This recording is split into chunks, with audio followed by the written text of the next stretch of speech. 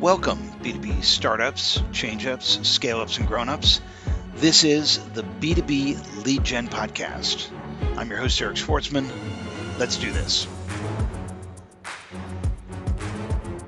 John Wall, partner at Trust Insights.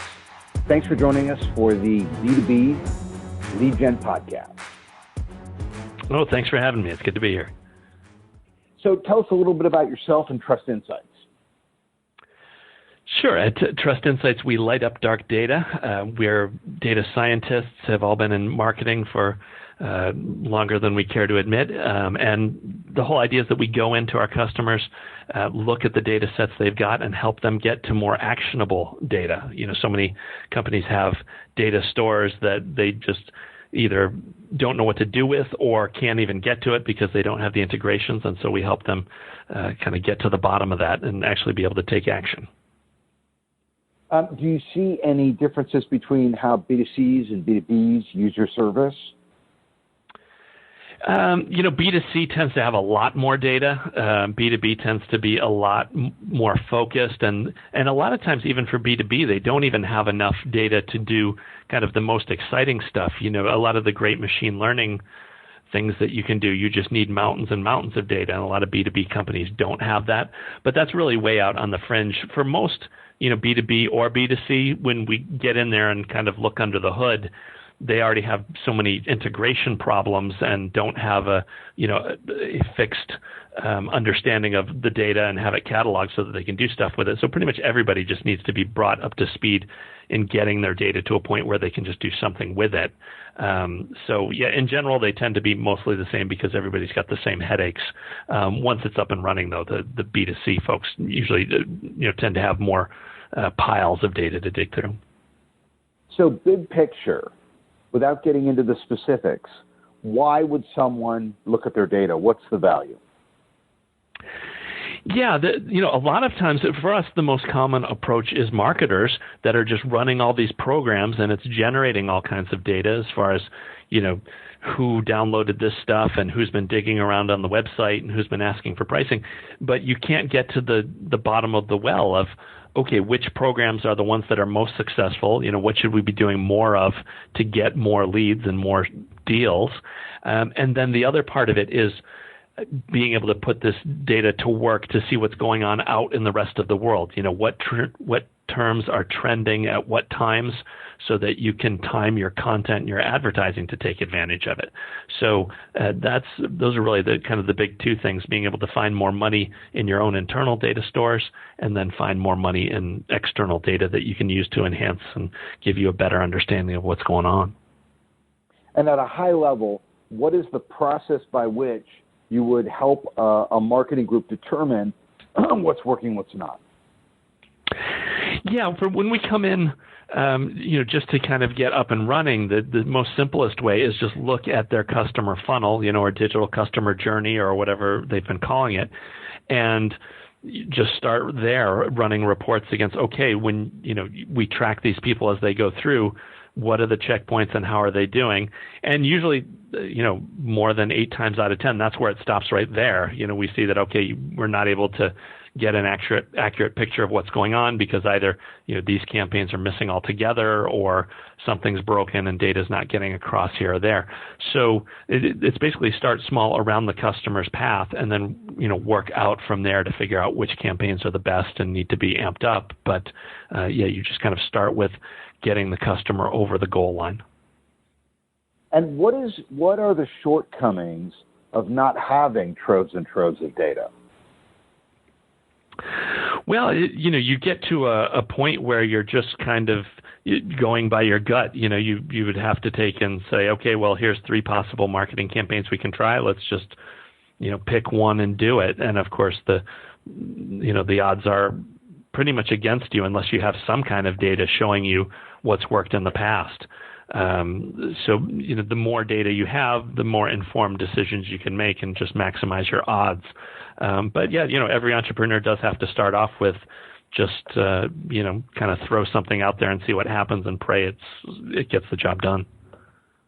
Do you remember the legend of John Henry? the steam pounding man. Yeah, that's yeah. a great analogy, because that is, you just, if you can put automated tools to work, you can cover so much more ground and dig through, and especially that's where machine learning is the big win for us. It's, it would take a human months or years to dig through data that a good model can churn through in 20 minutes. So yeah, a human can't compete with some of the points where if you've got enough data, you can just put the machine to work. So I guess the takeaway from the John Henry story is, this guy's physical strength is tested against a race with a steam-powered rock drilling machine, and he wins the race, but he dies hammer in hand. And so his stubborn small-mindedness kills him, and his resistance to technology adoption is kind of the same short-range thinking that hampers growth at companies today. Yeah, absolutely. And he only got to do the one campaign. I mean, the day doesn't end after you've taken care of business for that one day. You've got to come back tomorrow and do it again. And he's not able to do that. So, yeah, it does. It's a whole different skill set. I think that's the thing that plagues so many organizations. Is just we've done it this way for so long. Bringing in a machine to do that's going to do it in a different way is a whole new way of doing business, and some organizations have the guts to experiment and try that, and others don't. Well, just to close the loop on the John Henry story, the takeaway is that technology outperforms manual work. Automation is going to outperform manual labor. So the takeaway is tech is better. But, if you think about, the difference between B2C and B2B, right, the B2C guys have more data than B2B. But the interesting thing, and I guess, the B2C guys are sort of setting buyer expectations for, what B2B buyers want, AKA if Amazon knows what I want to buy and Netflix knows what I want to watch, then you, B2B seller, should be able to know what my business needs are. But at the same time, the B2Bs don't have as much data to work with. And at the same time, B2B sales are happening on Amazon as well, moving more there every day. They're happening on Alibaba, right? So I guess, is this an unsustainable, unfair advantage that these guys have? Are they eventually going to inherit the mantle no matter what we do, even if we do get smarter with how we use our data today, because we small B2Bs can never compete with B2Cs, and ultimately they're going to inherit the e-commerce mantle? I don't think so. I mean, one thing that happens in a lot of B2B is that the product is never uniform. In B2C, it's the can of soda you get is no different wherever in the world you are. I mean, there may be pockets here or there where it's a little different, but you're pretty much buying the same thing. Whereas so many B2B things, there's human elements still in it after the purchase, whether it's support for the product or once it's bought, getting it integrated and so that it works right within that environment. So there's a lot of hand-holding after the fact. But you do see the sales process getting commandeered. You see like sites like Capterra or whatever are becoming the sales process. They've got the data and the reviews to be able to say that, yeah, if you're looking for this type of solution, here's the vendor you go talk to. And so you end up just going straight to the vendor and saying, hey, we know that, you do what we need to do and that, this is what the price point should be. And it's changed forever. But I think, a lot of the B2C companies don't want to get into that model of having to do a ton of post-sale support and, making everything custom. That's just, they're looking to move millions. And if they have to fight at the margin, that's fine. But they want to get a completely repeatable process. Well, the promise of closed loop reporting, where I can attribute everything I do from a marketing standpoint to the bottom line, is exciting. But if there's gaps in the data, how do I learn the complexity of my B2B buyer journey? Yeah, that's something that like 5 years ago was still even considered like this might be impossible, and now we're a lot closer, but it's definitely still not perfect. I think the greatest gains in that are when you look at an analytics system where Google's able to attach a single ID, and maybe you're not able to make that personal, have no personally identifiable info, but you are at least able to say, okay, this is, the same user that came to us on the phone was at their desktop on this day, and then they came in through, another channel later on down the line. So we get the ability to get it in better and better focus as time goes on, but there are still a lot of gaps. And then the other big one is, trying to get them in your own internal data set as fast as you can. If you can get them as a lead within your CRM system, so now that you can see when they're banging around on your website and when they're opening your emails, at that point you've got a pretty clear picture of what's going on. But yeah, every organization is still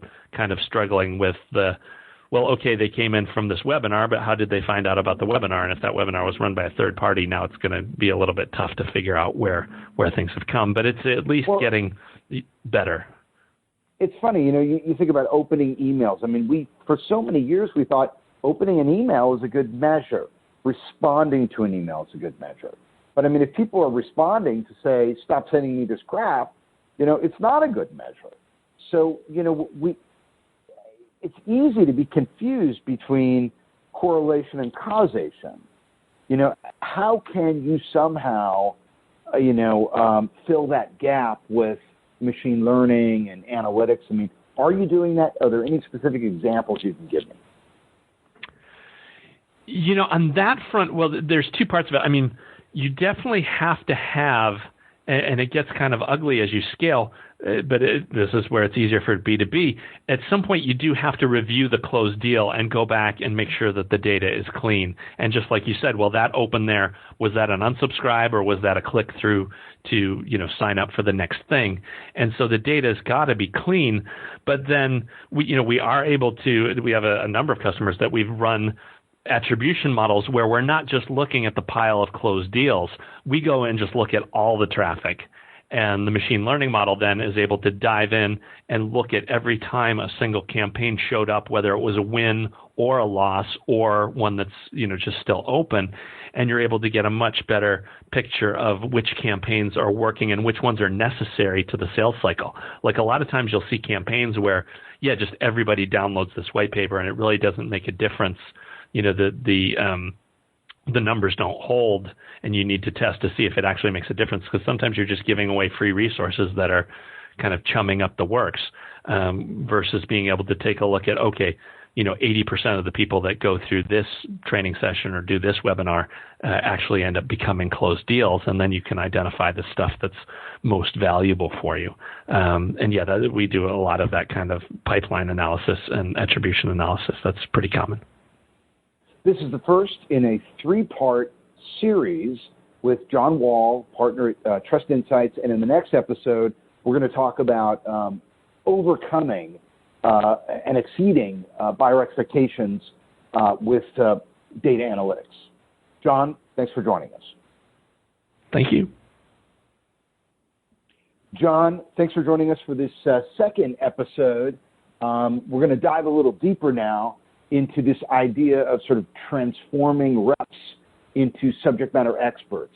So 70% of B2B buyers wait until after they have a defined need before they engage a salesperson, right? And by that time, most buyers have established a preference with a vendor that's been willing to sort of get them up to speed before they had budget, before they had a need. Is there a way that you can use data to figure out when the best time to engage a prospective customer is? Yeah, there definitely is. There's a number of ways to do that. I mean, the most common one is just setting up gateways. You've got certain resources that when somebody is requesting certain content that it's time to engage and at least go. And the classic B2B one is always demo or pricing requests. As soon as those come in, you've got to engage, because it's like you just said, it's pretty much too late. They've already decided on a vendor and decided on a project. Most of the work is done. What we try to do is to go even get in front of that and be putting out content and resources that customers want, and so they self-identify as being involved in the buying process. So a good example, we work with a company that is in food manufacturing, and they come up with a lot of alternative ingredients that end up getting used in end products. And so we were able to run some content analysis and find out that oat milk and hemp milk are products that would be trending here in 2019 and into 2020, and that allows them to get in front of the demand and go ahead and publish content about what are you looking for in oat milk, what are you looking for in hemp milk, so that when people are doing that, even the initial research, they're already coming to their website to get that information, and they get tagged earlier in the cycle than just when they're out looking for pricing and beating on vendors. So account-based marketing is kind of the hot thing in B2B right now. This idea that, if you're selling to a finite customer base, where the top of the funnel is limited, you really can't afford to kick anyone to the curb because, well, they may not have budget today or they may not have a need today. When they do, you want to make sure that you've developed a relationship with them early and often. But, what sort of, I think, is confusing in practice, if you overlay the concept of the ideal customer profile, right? This idea that the company has figured out who they want to do business with, who their best customers are, and when that pricing request or that demo request comes in, it often goes to inside sales first to qualify, and they're qualifying against whatever the criteria may be, 2 or 3 benchmarks. And let's say, for example, you have a need, you want the product, but you're not on the ideal customer profile, right? How should sales deal with interested prospects that are outside the ICP? Yeah, you kind of have to put a lot of cycles against that to figure out how you want to work. But for account-based management in that front, I mean, you want to have it set up so that anything that comes in from the domain that's on that watch list, automatically goes right to the rep that's assigned to that account. Like you want to just completely jump over the inside sales rep or the DSR or whoever you've got that's kind of doing some qualifying. Because if you've got somebody that matches any kind of profile, and to be honest, even if they don't, you probably just want to find out, okay, who is this person and how do they fit into who we've already talked to at this organization? And it ends up being one of 2 things, right? It's either somebody who is on the team that you've already engaged with, they're just another person on the org chart that you need to figure out where they fit in, or with bigger orgs, it's another division of the company that just maybe doesn't even know that they have another, they have a coworker from some other office that's already engaged you. And so that ticks off a whole different sales process where you can, from call 1, you can be like, hey, did you know we're already doing this with this division over here? Can we talk about what we're already doing there? And you can circumvent a huge chunk of the sales process if that's the case. So I'm looking at a workflow map. Yeah, it's got swim lanes on it. Each lane is a different department in the organization. I've got sales, I've got inside sales, I've got customer service, I've got marketing, 4 swim lanes. And I mapped out the sales process from the email or the webinar download or the pricing request all the way through to the sale. And I can see that all these 4 different departments participate in the sale of my products, right? I'm sort of looking at it as handoffs, right? So if something happens in marketing, then it gets handed off to inside sales, gets handed off to outside sales, then it gets handed off to customer service to fulfill, right? And I'm going to sort of manage the process with these different departments living together but apart in silos, right? And now I want to align them. I want to reorganize the team as one revenue engine, focused on exceeding customer expectations. Is there a way that I could use data to convince leadership to invest in that cross-functional collaboration? Yeah, when we come into circumstances like that, the best thing you can do to sell is just talk about the value of after it's done, like what can happen. For example, we work with an insurance organization it's sort of set up like a franchise thing where you have these divisional offices all over the place, and then there's the one mothership brand that also has their own marketing team. And what we were able to do is go into one of these regional offices and do a bunch of SEO projects and a few other campaigns that we proved were successful. And then we were able to go back to management and say, look, we did this within this one division. If you were to have your system set up so that the same data flowed throughout the whole org, you could generate another 30 million per year just on the efficiency of what's going on by not having to duplicate efforts. Or, and the classic one is just like you talked about with the swim lanes. The problem is if there's a handoff where the lead just gets tossed over the wall and it needs to be triaged again, even as far as like what needs to be done. At the other end of the spectrum, what you would have is where a customer service person has engaged and they realize that this person needs, the next version or an upgrade, and that gets pushed over to their sales rep, and it comes along with a whole message of, okay, here's where the customer's at. Because they have this problem, we definitely want to upsell this new service here. Go ahead and make this happen. That's a whole different way of doing business, and it's finally kind of reaching that one unified view of the customer that crosses all the swim lanes.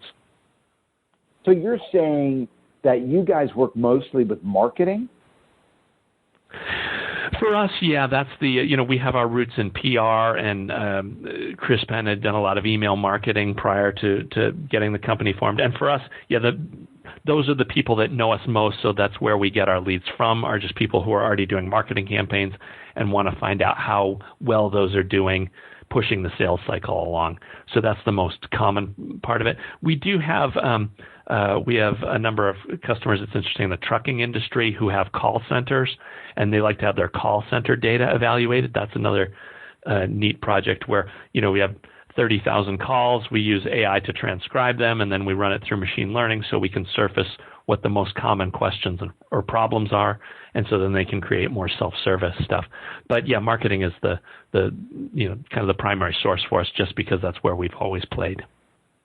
Are you guys using Gong.io or Chorus or any of these tools for analyzing calls? That's a huge market. And no, we don't, our sales cycle is so kind of individualized. We're not at that point where we have 10 reps, pounding away on the phone. But yeah, it's just amazing some of those services, how, you get the transcript. You can actually even have the call, points in the call mapped out as like, okay, here's where key topics came up, or here was where the engagement, wasn't at the rate it was supposed to be doing. Yeah, there's some amazing technologies on that front, but we're not at that point yet as far as having a call center where we could put that to work. So let's role play, because we know that if we want to improve a sales process, it has to be replicable, to be measurable, and we can't optimize it if we can't measure it. So let's say you come into my organization, and I'm going to have you give me closed loop reporting so that I can figure out each piece, how each piece of my company interacts with technology and customers to map the journey and figure out, where the holes are and where things are working out. How does that process go? Let's role play it. John, we're so glad we hired you. What do we do? Right. And so, we start with what analytics system have you got up in place, and looking at the goals that are set up and are being tracked. Let me answer. So I've got a CRM in place that has data. I have a sales enablement platform, like a Sales Loft or an Outreach IO or something like that. I've got, a data service provider like a Discover.org, and I've got marketing automation. I got Marketo or Pardot or something like that. That's my stack. I don't have the data integrated. All the data from each, platform is in that platform, and I want to bring it all together and measure it against revenue. What do I do? Yeah, it, again, is to pick the system of record for goal tracking. If you are already doing that in CRM, that's where you would want to get started over there. We would look at the goals, close deals that they hit, the value of those deals, and start to pull the history on all those leads and, well, all those contacts, and then before when they were leads, so you can see where they're coming from, how long it takes them to get there, and how much you have to spend to get them along that pipe. A lot of our customers will do that stuff more tied to their web analytics. They'll be dumping web analytics into either its own data lake or something where they can just kind of run cross queries across every data source. But yeah, just mapping out that whole model of, okay, when they hit the checkpoint, how long have they been in? How much money did it take to get them there? And then start working backwards along which campaigns they were part of to see which ones are the most effective and which ones have to be in the chain. Kind of back solving for that whole map at least gets you an accurate picture of what's going on as far as where they're coming from and how much it costs. And then, once you get to that point, you start with the experimentation of, where do we want to start tweaking this path? And, can we get it shorter? Can we get the campaigns to be bringing in more earlier? Can we do things to get things to close when they get further down in the pipe? What does the stuff that close have in common with amongst themselves? See if we can find better indicators of when stuff is going to close. But yeah, it's a very organic thing. You really have to just kind of go in and see what systems are there, how well is the data flowing, and then what are the results, and then start experimenting. What about any of these, middleware analytics packages like Visible or Lean Data or Impact? Do you ever go in and get those set up, and do you have a preference of, which analytics package you like best? We don't have a kind of any middleware preferences, again, because we're trying to either get everything over to BigQuery or an Oracle or somewhere where we can just run the whole thing. The middleware stuff can be kind of a challenge because it's either, you're buying one that has the integrations off the rack, and so in that case, you're going to have to see if it does plug into everything, or you have to assign somebody to it full time to build out the stuff that takes more work to get connected. We tend not to get involved with that. Usually the client has to figure that out for themselves. And the other thing with that is most of the time, if they're going to do that route, they're going to want it to plug it into accounting too and into HR and, areas where we usually don't get involved. They usually don't extend, our view as there's not a customer directly involved, but they still need that additional integration. So they keep all of that in-house. So in the scenario that we started with, where I have this stack and I've got all this data and it's in different tools that I'm using in different departments, and I want to try to sort of, bring it all together so I can see what's happening in context. What are we looking at in terms of time to implement some sort of lead to revenue tracking, report? Yeah, that can be all over the place. At the low end of the spectrum, we'll go into a company that already has Google Analytics and their goals, working, and it's, in 3 hours we can run a report and give them a picture. But then, of course, it's a matter of, okay, is the picture accurate? Does it match their gut? And then start to validate the thing. And then, worst case scenario is they've got, CRM and marketing automation and, a couple other systems too, where just the integrations aren't working properly, and it can take months just to get the data flowing the way they want it to. It's not uncommon for us to have customers, not be able to get it working within a year because it's just not a priority. That's if you don't have it set up and already working, you're already looking at a multi-quarter thing, and that's just going to push it down on the priority list for bigger orgs unless they have the vision to fix the problem. Well, that's sort of gets us back to the whole John Henry story, right? As we discussed, I think it was in our first episode, we talked about, the legend of John Henry. And, this is the hammer swinging folk hero whose physical strength was tested in a race against a steam-powered rock drilling machine, and he wins the race, but he dies hammer in hand. And you think about, pursuing a long-term effort, like integrating all the data from, your automation packages and your sales enablement package, bringing that all together. If it's going to take longer than 90 days, how do you convince leadership that it makes sense to do this instead of focusing on the short-term work like the quarterly sales, because they're going to be thinking, well, if I take sales guys or marketing guys off of what they're doing to sell, off of swinging their hammer manually, so that I can get this closed-loop reporting in place, I'm not going to hit my quarterly numbers. But then in the long term, I'm probably not going to die hammer in hand. How do you make that? How do you sell that deal? Yeah, the most common way we get around that is it's just you start with small projects and experiments and try and fix the problem just at one point. So we have a client that's Facebook ads. They know for a fact that the Facebook ad campaigns do work, so they want to optimize them. And so any optimization that you can do just on that one project does pay off during the same quarter, and it starts to plant the seeds of like, okay, you need to be able to get this data. We've done it from Facebook. Now let's look at some of your other ad channels. Let's see if we can't connect those together. But yeah, either, like I said, they either have the fortitude and the vision to just jump in with the big project. Otherwise, it's, okay, let's build this a brick at a time and make sure that we have some quarterly wins so you can at least be sure you're spending your money the right way and hopefully even, being more effective and making more money with every, additional system that you loop into the process. So is that pretty common for you, sort of, starting with some sort of pilot? Have you ever had an experience where you've been asked to pilot something that you know is going to fail? Oh, that's a good question. Something that we know. No, we've never had a situation where it was like, well, no, all right, no, I take that back. Yeah, we have had clients that have come to us with that because, unfortunately, in a lot of organizations, they'll promise the results before they do the testing.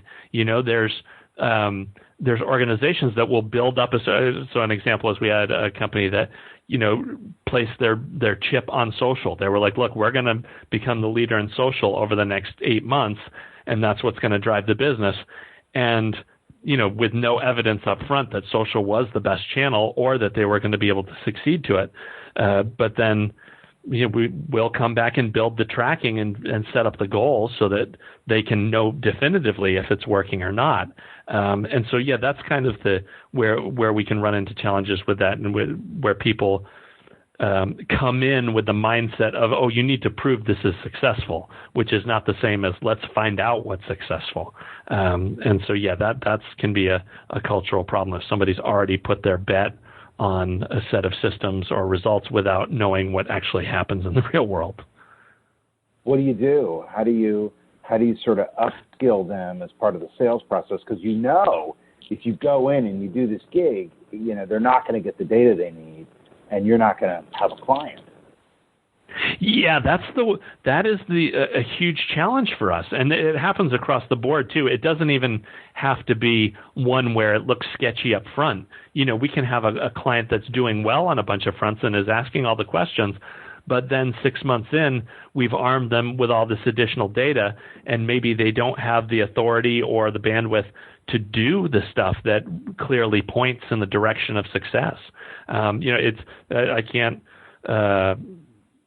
count the number of times that we've gone in to a client and said, look, here's where you need to get these campaigns aligned and tagged, do the work so that you can actually better track the results of these, and it just doesn't make it on their priority list for the quarter and doesn't get done. So, like a lot of marketing and sales tech projects, unfortunately, it's not a matter of like turning on the switch and all the work goes away. For a lot of these things, it's, you turn on the switch and now you have to do a little bit more work to find out what's working and adjust everything to put those results to work. It's not a matter where it just, push the button and everything takes care of itself. This has been the second part of a 3-part interview series with John Wall, partner at Trust Insights. And John, I want to thank you for doing this. Oh, you're welcome. Great to be here. We're back with John Wall. He is a partner at Trust Insights. John, tell us a little bit about Trust Insights. Sure, yeah. At Trust Insights, we light up dark data. It's our mission to go in and help organizations learn what data they've got that they haven't been able to either get to at all, or if they have it, they just haven't had the resources to dig into it and see what's there, and ultimately get to the point where they can take action on that data, whether it's, get the job done faster or get more customers, but just to become more profitable by looking into their data set. So, so many B2Bs today are talking about this concept of alignment strategy, aligning sales, marketing, and customer success against exceeding client expectations, against revenue attribution. How could a company use data to break down silos? So a great way that we do this for a lot of our customers is by digging into the customer service data set, right? Going back and looking at all the calls that have been made into the customer center and where folks are going when they're on the service portion of the website or exporting it from like a Zendesk or whatever they're using for ticket management. By mining that data, you can then find out what are the problems and concerns that people have with the product, and then you can move that further up the chain so that either the product can just be fixed, so that stuff all vanishes, or you can find cross-sell opportunities. You can find things that if these customers had bought, whatever else was available, more services or different modules or whatever, and then you can use that to feed the sales machine so that they're actually, getting some actionable information on existing customers, which are the easiest and most profitable people to sell to if you've already got them in the system, and you're just making the change of actually listening to what they're telling your customer service reps, and not just on a single call basis, but by using data mining to go in and bundle that up to see out of the 30,000 calls, what are the 800 most important ones that you can act on. There's this really cool book called Improving Sales and Marketing Collaboration by Avinash Malshe.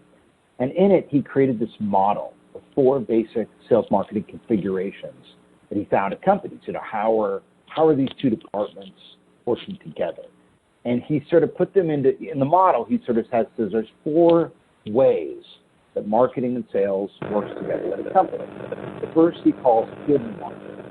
And this is a company where there's sort of a lack of a formal marketing process, and maybe marketing is handled by the CEO or the sales leader, but there's no one driving the marketing carriage. And the second one he called sales-driven marketing, and this is kind of marketing reports to sales. Sales has sole responsibility for customer relationships and doesn't really share any information back with marketing, so they're afraid marketing's going to overstep their bounds and screw things up. That was 2. 3, he called companies that are living apart together. And he said, these are guys that have a mature sales group, they have a mature marketing team, but they're operating mostly independently, mostly in silos. And then, 4, sort of the top of the summit, was this idea of an alliance. And he said, at an aligned company, sales and marketing teams view collaboration as essential for day-to-day work, and teams share responsibility for all aspects of revenue growth, including marketing plans, like the customer profiles, personas, templatized sales enablement communications, everything. Personalization strategy, lead qualification, you name it, they're working together on a day-to-day basis. When you think about the companies you work for, where would you say most of them are? And I'll review them for you again. The first is hidden marketing, lack of any formal marketing process. The second is sales-driven marketing from the sales. The third is, living apart together. Mature sales and marketing, but, different departments with different VPs or people guiding them. And then the last, aligned, where it's truly collaborative, day-to-day working together. Yeah, I think, for our customers, it's pretty much the middle 2. It's either there's always some formal marketing strategy for our customers. They're doing campaigns or trying to get something going, but it is the full gamut from they do a campaign and they just throw the spreadsheet list over the wall to the sales guys, up to the other end where they're throwing it over the wall to salespeople, but then they go over and meet with them and say, okay, here's why they're here. Here's the related resources that they may be requesting after this. And, there's more that can be done on that front. And then, I think it's very rare that you get a fully aligned org. Those are kind of the unicorns. I think for those organizations, you either have to have people who have done both the sales and marketing function and they know both of them so they can see how those overlap, or it just has to be an older organization that's been around long enough that it gets so established. But it's definitely, I don't know, I've never found a company that couldn't do a better job of getting the sales and marketing aligned and become more effective. Now, who do you guys work with? What, your customers are sales or marketing primarily? Yeah, most commonly it's either a marketing leader or somebody that's just in charge of revenue, that has hands over both sales and marketing. But it's always somebody that has generated a bunch of data, usually from marketing campaigns, sometimes from sales activities, and wants to get the bottom of the 20 things we were doing, what are the 5 that we want to spend more of our time on or we can dump more money into? So if I'm the marketing guy and I've hired Trust Insights to map out my customer journey so that I know what's working and what's not, and I say to you, John, I really need help convincing sales to get behind this. How can you help me? Yeah, I think, in the best scenarios, you don't have to convince sales because you just want to start throwing them more qualified and better leads. You can bring them into the loop as far as saying, look, here's a program that we're starting to do and we're working with this other firm. And so you're going to be getting some different leads and you'll be getting probably more information about who they are, as they show up on your front door. But in the best run programs, you don't even tell them that it's happening. You just start giving them higher quality leads, and maybe they notice it. Sales guys, when they see more leads coming in and closing, they normally are just going to take credit for that themselves, that they're doing a better job selling. But you can at least show on paper that, hey, the ones from these campaigns have been closing at a higher rate or a better dollar volume, and you can show it after the fact. But unless your product is not rock solid, you can kind of keep sales out of it. But if you do have issues with the product, then you definitely loop in sales, and you're going to want to be sitting in on all the calls and getting a better map of, okay, why don't we have a fit here? Like, there's got to be a reason why things aren't closing. It's because the product doesn't go far enough. It's too difficult. It's the language is wrong. And if you need to tighten down product, then you've got to have sales on board.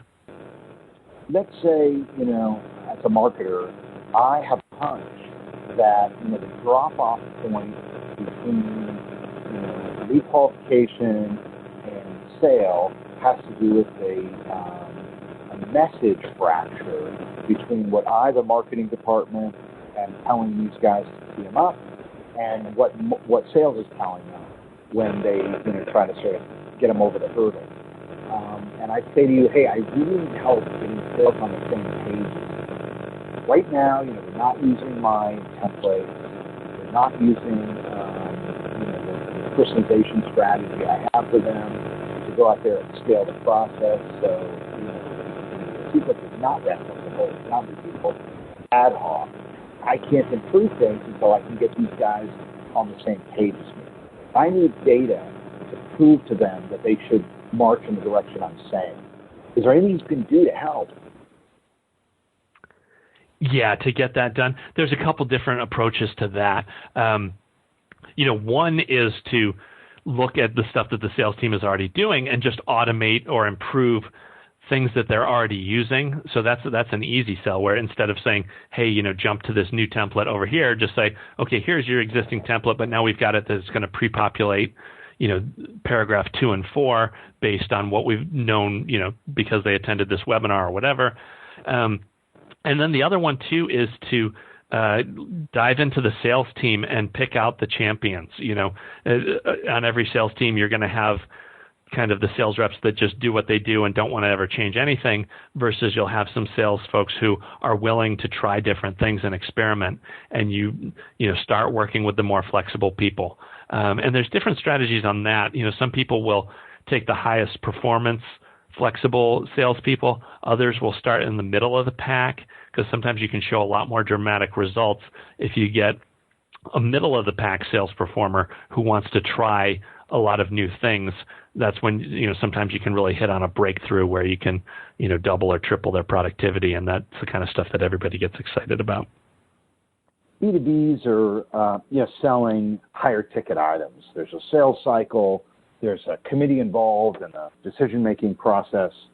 And typically when you're selling, when it's a more involved, complex sale, it's, you need more information to get people over the hurdle.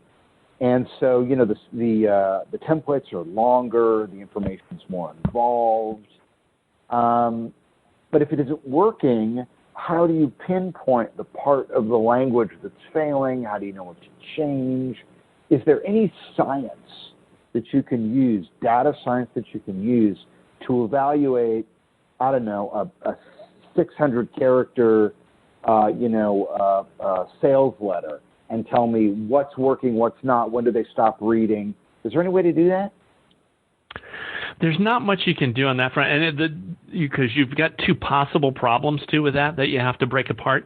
So one is that it's a product problem. It's a complicated sale because the product has a lot of stuff. You need to have 20 conversations before you can even determine if it's going to work for them. And then at the other side is it the sales process? Does your product need to be committee proof? Is the fact that because your champion and the accountant and the lawyer and 4 other people have to be involved for 5 or 6 emails? Is that why it's complicated? And so you got a split there amongst the two of is it the sales process problem or is it a product problem? And then at that point you really don't have enough data to go. Unless you're doing like 30 deals like that a month, you just aren't going to have enough data to give you any kind of statistically relevant thing. The only thing close to that we've done that's related is you can take all of the language and run it through other advertising channels. If you can get like a basic message and throw it into a Facebook campaign where you can run it thousands of times a day, you can find phrases and terms that work better than the others. Things that are just kind of more catching and more hook. But for the most part, in a real complicated sale, you don't have enough wins and losses and at-bats to be able to run machine learning against it. Have you seen an experience where data wound up, gutting a department? Like, the data was presented and a department lost responsibility for something that was key to what they do, mostly because of politics or because of personalities? Yeah, well, as we had mentioned previously about departments that have kind of staked everything they do by saying that we know that this channel is the best way to go, and then the data just comes back and says, well, no, you're getting 40% of your business from this other channel, and there's no statistical proof that what you're doing on that front is doing anything. So it can come down to it. And the recurring theme for that is always an executive that is always just pushing for the best customer experience can survive, whereas anybody that latches their career onto a single channel, then you're at the mercy of that channel. In the big picture, we see that with social now. You used to be able to get great results from social, and now that everything is pay for play, people aren't as interested in hiring a social manager unless they're going to put an advertising budget behind that to make it work. Whoever's riding with the channel is going to die with the channel. In B2B, when you look at traffic sources, what percentage of conversions is coming from social these days? Oh, it's tiny. And so this is an interesting fact. But from across the board, as we look at all B2B companies, we tend to see just an over-reliance on organic Google. In better companies, they're getting 20% of their pipe from Google, and in worse cases, it's upwards to 60%. And so they basically have, their whole entire budget is riding on organic Google going well, which is fine. You can be doing SEO, but we really push hard for, try and get social. But yeah, even in the best case scenarios, I don't think I've seen a B2B social be more than 12% of the pipe. If you get into double digits, you're doing really well on social. And even the thing is, because there is so much organic stuff, if you've got a community that people opt into, the ROI is there at 5%. If you're getting 5% of your deals from social, you're still positive ROI, and it's worth doing. But yeah, it's definitely, if you're putting social ahead of SEO, you probably want to go back to the drawing board and think about it some more. Are you seeing any B2Bs killing it with paid? The thing we always see with that is it's an inventory problem, in that we have, you're crushing it for these 4 or 5 really specific terms. But you're buying everything that they have on those terms, and you can't buy more. You're buying everything that's there at a decent price. The biggest mistake, well, there's 2 big mistakes. One is if people just kind of throw in to the bloody ocean. If you're trying to score for mortgage or some other term that starts going for $400 or $500 a click, that's a quick way to burn through a huge pile of money. The other one, though, we have had clients. Chris had worked with a client that was actually bidding against themselves. The org was big enough that they had multiple divisions doing ads, and they were actually running up their own bids on the same terms. And so by doing better analysis across the board for the company of the terms that they were shooting for, they were able to better coordinate when they were bidding. And yeah, I want to say it was somewhere in the neighborhood of $4 or $5 million that they were able to get back just by not running up the bidding on themselves. When you go in and you're able to get an organization closed loop reporting so they can really see how everything they do participates in revenue, drives revenue in some way and contributes to growth. What sort of results have you seen your clients achieve armed with that data? Yeah, it's not uncommon for people to be able to double or triple the performance of single campaigns. For a lot of these things, it's, we knew that one campaign is bringing in the deals, but they didn't even know that campaigns, 5 through 10 are effective, and they can double their spend on it and double their results or better. And then even usually after a round or 2, they're even able to dial things in tighter. So whether it's, only advertising or doing social on the months where those terms are most in demand, you can actually better deploy your budget for better payout and where to go. And then there's the negative side of all the stuff that they've been doing just because it's baked into the bureaucracy. But when you actually go back and look, there's always programs that you can throw overboard, because when you finally go back and look at all the data, you realize it's not generating any traffic or results. So you can just stop spending in those segments and reallocate. So yeah, it's not impossible to double your budget if you make the right moves and if there's just opportunity out there that's missed. This has been this is the third of a 3-part series that we've done with John Wall. So if you didn't hear the other 2 episodes, definitely download those as well. John, let's say I've got Google Analytics, I've got Google Tag Manager, I've got social media analytics, I've got SEO marketing content, and I want some sort of tech stack audit.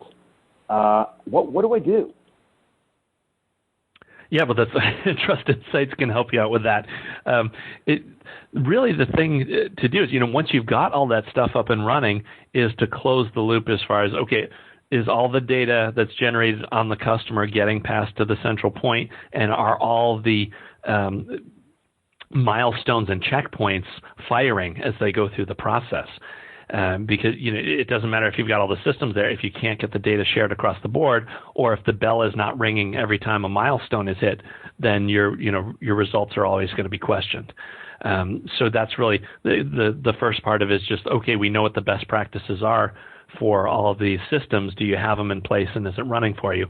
And then after that, as you evaluate all the campaigns, you can start to cherry pick which ones you think, if you experiment with, will get you the best results. It's kind of like, we already know these campaigns drive a ton of business, So let's experiment over there. If we double down on what we're doing there, can we, squeeze another 40-50% out of that? So yeah, first get the infrastructure great, validate that it's all working, and then start the experimentation.